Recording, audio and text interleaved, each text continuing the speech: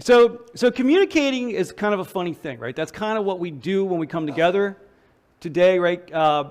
Communicating is a key part of every aspect of our life, right? I mean, imagine that when you see someone you haven't seen in a while, imagine if you couldn't communicate with them, right? Because the conversation is how we catch up, right? Conversation is how we connect to one another. Conversation is how we kind of find out what's happening in people's lives. But the beauty of communication, right, is that it's a connecting factor in kind of everything we do. Because sure, it's great for conversation, but think about other critical things that happen. I mean, imagine leading, right? When you lead an organization, when you lead a group of people. If you couldn't communicate to them, how would they know what to do, right? It's critical that we transfer the information of what we want someone to do. And when it comes to learning, information transfer is central to learning. That's kind of what learning is.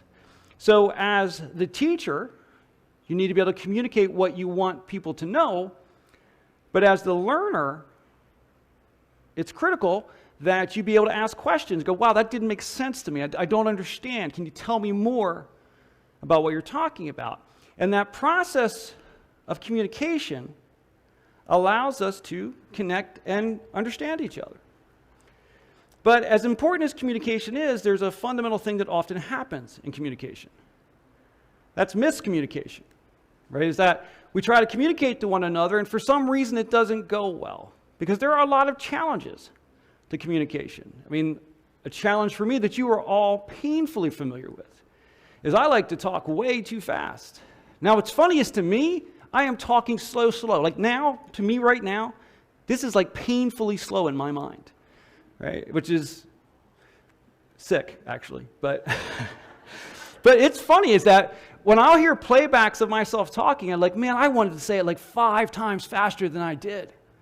You know, so that's a constant challenge for me. But you know, there is when it comes to the educational process, one of the things you learn when you kind of become a professional educator of adults, which is what I did for a number of years, is that people come into any conversation, people come into any information exchange with different states of mind. Right? So I could stand up here and I could start to describe something to you, and I've got one frame of reference, right? How I see the world, how I see the situation. And I can start describing to you what I want you to know relative to my frame of reference. But if your frame of reference is different, you may hear an entirely different thing. I may think I'm describing a green cube, and you're hearing yellow ball sort of thing. And so that's kind of one of the real central aspects of communication, is making sure that we have this kind of consistent frame of reference. And what that means then is that when we want to learn and we want to be part of doing something bigger, it's critical that we take the time to understand, which means that when something comes to us, we don't understand it at first. If it seems confusing to you or to me, to any of us, it's important to ask questions, right? To take that time to dig in and actually understand. Now, throughout the ministry of Jesus, a big part of what he was doing was, of course, communicating, right? Jesus was constantly teaching. In some cases, he was teaching by what he did. You could watch what he did or how he dealt with a situation, and we could learn from that. In some cases, he would be in a conversation, and he might make a passing comment, but that comment turns out it was really important. But unless we stop and notice that, we don't see it. But then when he was actually teaching, he used a very powerful tool. He used storytelling as one of his key tools in teaching people.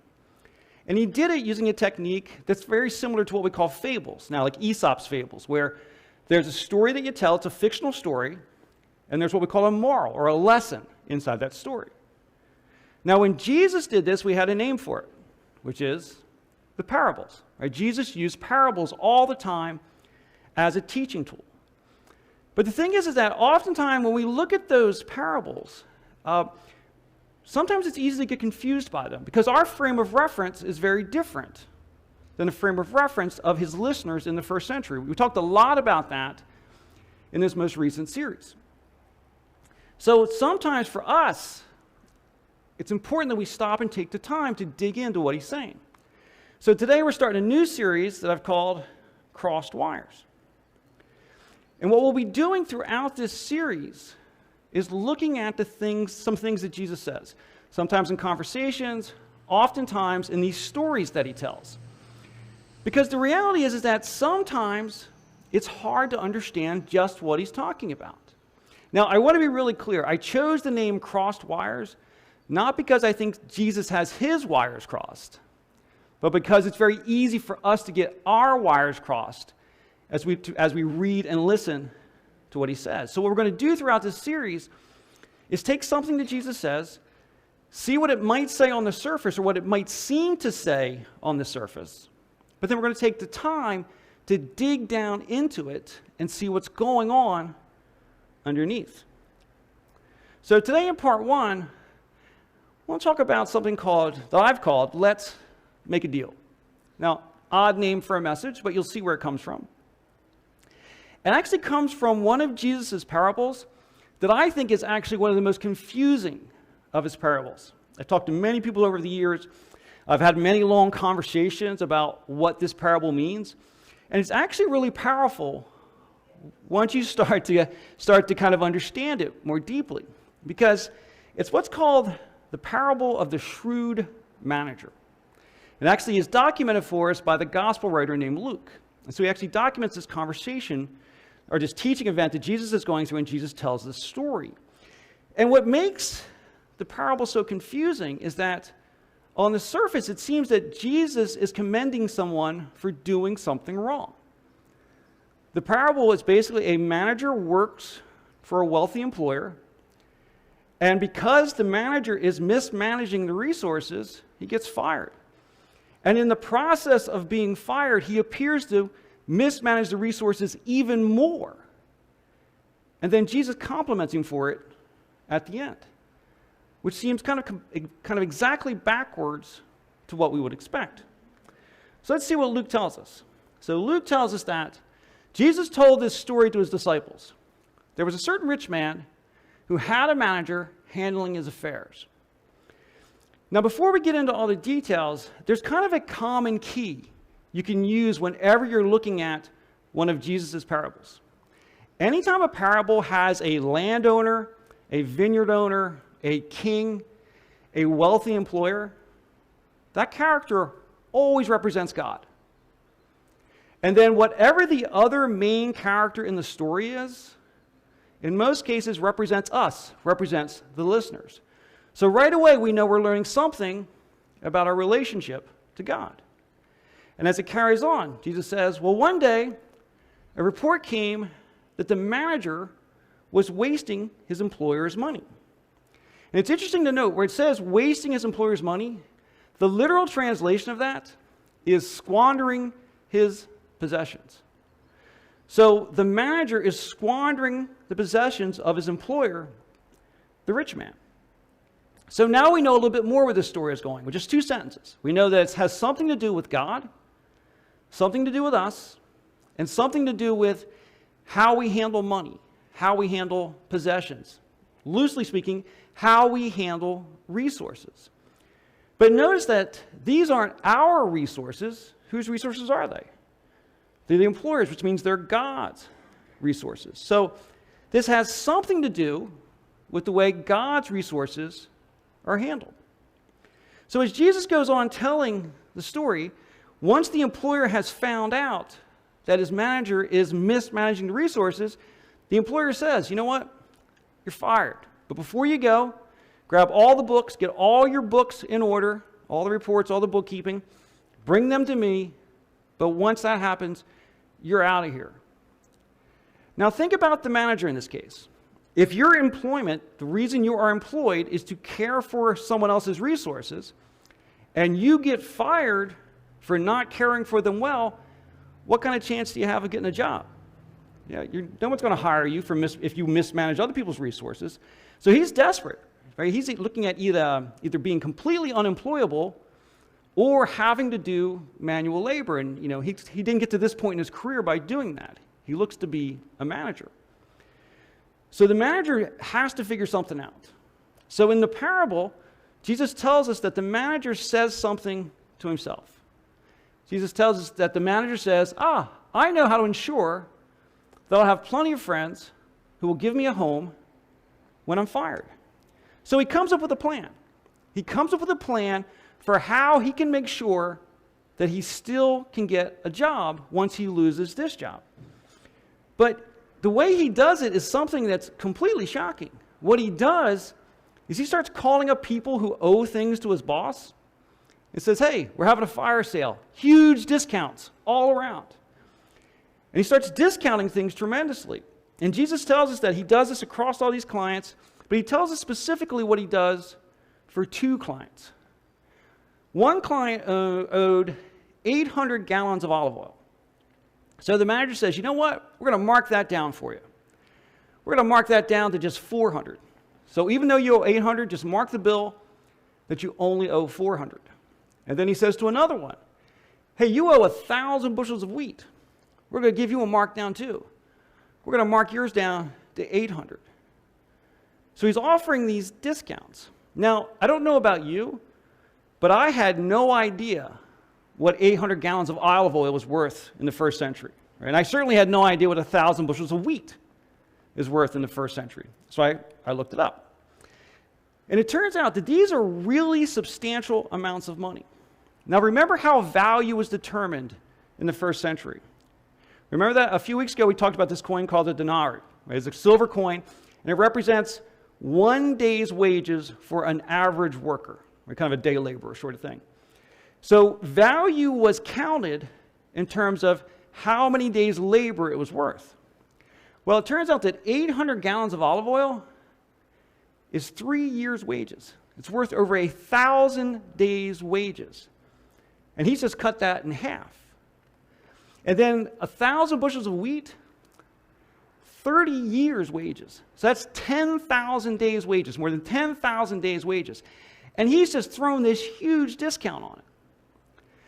Now, if we look at that discount, first of all, huge amount of money.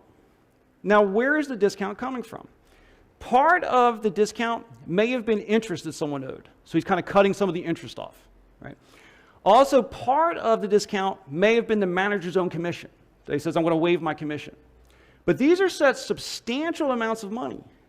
The bulk of this is coming out of the pocket of the employer. It's things he's legitimately owed that he's now not going to receive. Now remember that the reason the manager is getting fired is because he was already mismanaging the employer's resources. So now that this has happened, what is the employer going to do once he finds out this is going on? Jesus says, the rich man had to admire the dishonest rascal for being so shrewd. I don't know about you, but to me that seems incredibly confusing. Why? Why would that be the case? Well, we have to look at the difference in the 2 situations. Right? In the first one, he was being fired for kind of inappropriate use of resources. Second case, he's being fired for what I would say is inefficient use of resources. The key difference there is that he was originally fired because he just wasn't taking good care of those resources. We don't know exactly what that means. It may mean he just wasn't paying attention to what was going on. He wasn't being just responsible in general with it. It could also mean that he was kind of skimming a little bit, kind of focusing on those resources for primarily his own good as opposed to taking care of the business. But in the second case, when the discounts are going on, the employer admired him because those resources were applied for the benefit of others. So that's the key difference. He was mismanaging in the first case for his own benefit, a minimum just so he didn't have to work very hard, possibly, and probably more likely, to gain financial benefit. In the second case, he was benefiting others. And if there's any question, Jesus actually says it like this. Here's the lesson. Use your worldly resources to benefit others and make friends. Now remember that parable. Who do each of the characters represent? Right? We have the rich man, the employer, represents God. The manager represents us. And those resources that the manager spent were not his own resources. They were employers, meaning that they were God's resources.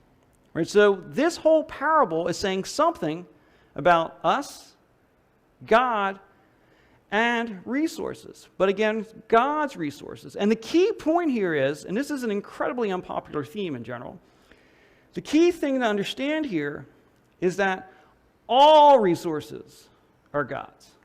Whatever we have is simply been entrusted to us, that we are meant to be stewards over what God has given us. And that includes our money, that includes our time. Because what do we have that wasn't a gift, right? That's a constant theme throughout the Bible, that everything we have is a gift from God. If you're intelligent, that's a gift from God. If you're physically strong, that is a gift from God.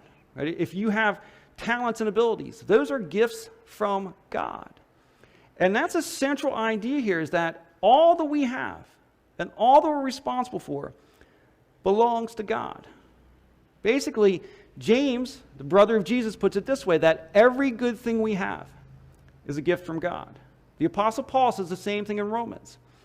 Going all the way back into the Old Testament and the Psalms commonly sang about the fact that it's all God's.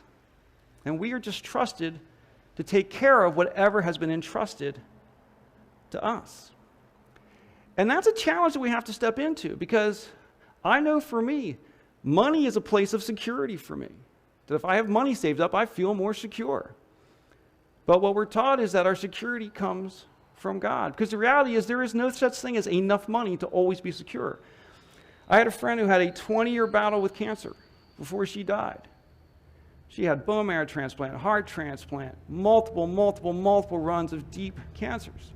Millions and millions and millions of dollars in healthcare costs. Our security comes from God. And that's what we need to hold on to. So again, going back to the parable, the employer was mad because the manager used his resources for himself, impressed when the resources were used to benefit others. The reason that's the case is in the case of the discounts that go on. Those discounts would be seen by the people who received them as generosity. Right? They would first see the generosity of the manager. Right? The assumption is that the manager is the person who manages all these details, would have probably been the one who asked for the discount. In other words, he would have been the one to set it up. So first, the people who are receiving the discount would see the generosity of the manager. But also, discounts of this scale, the assumption would have been that the rich man, the employer, had approved those discounts. So the generosity of the manager, or the perceived generosity of the manager, would then be seen as generosity of the rich man. So these actions were making people aware of generosity all the way up the chain. And so that's what Jesus wants us to see, that when we are being generous with whatever we have access to, people see our generosity. But if we think about it, when people who are not in a relationship with God, when are they most likely to say a prayer? When things aren't going well. Right? And so when we are willing to step in and be generous with whatever resources we can and step into a need, those people will see our generosity, but there is a very real chance they will see the faithfulness and generosity of God in that process. It gives them an opportunity to recognize the presence of God in their lives. That's what generosity allows us to do. That's the power of ministries that rely on generosity, whatever that is, whatever resource. Again, money, time, whatever, some skill that you can share to help someone, all those things help us to help other people see God in their lives. Now, one thing I want to be really clear about, though, I'm not saying that God is saying that we should be reckless here. I'm not saying that's the point of the parable, that we should be wasteful with our resources. No, we want to be smart about it. But here, Jesus is encouraging us to be bold, to be willing to take risks, be willing to try things out that might not work, to take chances on people. to take chances on being generous. Because again, if we are willing to be generous, particularly in times where we have to be really bold to be generous, God might actually use that moment, that generosity, to develop a relationship with that person. Because what we have to understand is that God is far more pleased when we thoughtfully take chances on people, even if in the end those people misuse what we give them. God is far more pleased with that situation than he is when we tightly and fearfully hold on to what we have, afraid of what might happen. He's far more pleased when we are willing to be bold, because the whole central point of this parable, the whole thing that Jesus wants us to see, is that we are to be bold and we are to be generous. If we get it wrong, God's good with that. So, all that, there are two questions I'd like each of us to consider. What is something that you might be holding on to too tightly? Not making any accusation, just asking us all to ask that question of ourselves. What are we holding on to too tightly? Because if we're holding on to it too tightly, that means we're seeing it as our security, not God. And there's something that's really important to remember. If there is something that we're holding on to too tightly, that thing probably has a hold on us. So we have to remember that when we start to hold on really tightly to something. The other question: what one specific act of generosity can you undertake this week, in the next 7 days, to make a real difference in someone's life? And ideally, whatever that is, imagine if you could be generous with whatever that thing is that we hold on to too tightly, because that becomes a three-part win. If you're willing to let go and be generous with it, that's building your trust in God. That generosity impacts the person who receives it, and it has a real chance of connecting that person to God. My friends, generosity matters. It matters as individuals. It certainly matters as a church. So we need to be bold. We need to be bold with our generosity. Trust God. Don't trust our resources. If we do that, we can have the chance of really impacting lives. We can impact lives in a very real way right now by meeting a need. But we also have to realize it's a real chance to impact someone's eternity, to start a process, to start a conversation, to start a connection with God for someone who may not have that relationship with God. My friends, generosity really, really matters.